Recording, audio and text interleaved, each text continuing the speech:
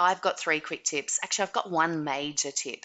And this is about helping kids who love to write manage writing for school. Now, I know that that sounds like a kind of contraindicative or, Is that a contradictory, word? or I just made it up, thing that surely kids who love to write would just, get so much out of school. And in many ways they do.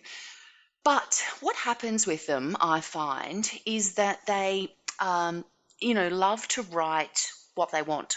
They love to write random fantasy stories about goblins, elves, fairies, and bazookas. And they will write epic stories. They will write novels. They will write. They've got so much going on. I've met 12-year-olds who've written 5 novels.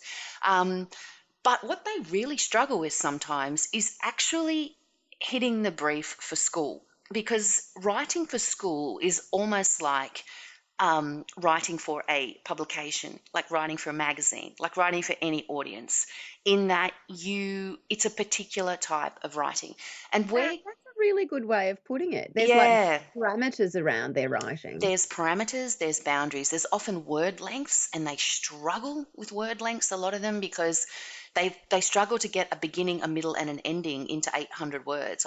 Trust me, I know, because the kids in my creative writing quest for the Australian Writers Centre, it's often something that we talk about the structure, and we talk about the fact that you've got to get it all into, on the page, and then they'll submit their final story and there'll be, to be continued at the end. And I'm like, well, that's not the brief. So now the reason I'm bringing this up is that I had a conversation with my nephew Max recently, and he's in year 11 at high school, and we were on a long drive, which is often the best place to have these kinds of conversations with 17-year-olds. And he said to me that, he'd always been a really good writer, and all of a sudden he wasn't getting the marks he was getting. He couldn't write anymore. He couldn't write. He wasn't doing as well in English as he'd hoped, because he couldn't write anymore. And I've met several kids like this over the years who have said exactly the same thing to me. And I said, no, you just have to rethink this a little bit. It's not that you can't write anymore. It's just that for the next couple of years, specifically for this, occasion, to get through your senior years at high school, you have to learn to hit a brief.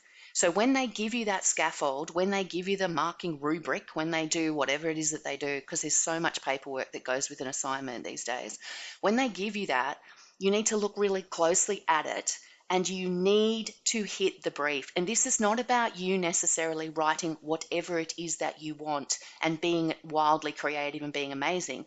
You have to be able to do that within the brief. And, I spoke to him about the fact that when I worked for magazines and things, I knew always, yes, I had to bring my best work to it. I had to bring my best writing to it, but I had to write for the magazine's audience, and I had to use a voice that would suit that magazine's audience, not necessarily my own. And so it's a version of my voice. So, and that's what I said. I said, you've got to find that version of your voice and that version of your writing that is right for the HSC. And if you can do Mm. that, you are going to absolutely romp it in, because it's not it's something that a lot of kids really struggle to get their heads around, but it's just that whole thing of like, you have to hit the brief. So it's really one big tip. But if you can get kids to rethink a little bit about the fact, it's not about the fact that they can't write, it's just the fact that they need to learn to write this particular way for the next couple of years. And once they've done that, they can go back to doing whatever it is that they, were doing brilliantly before. But it is about hitting a brief.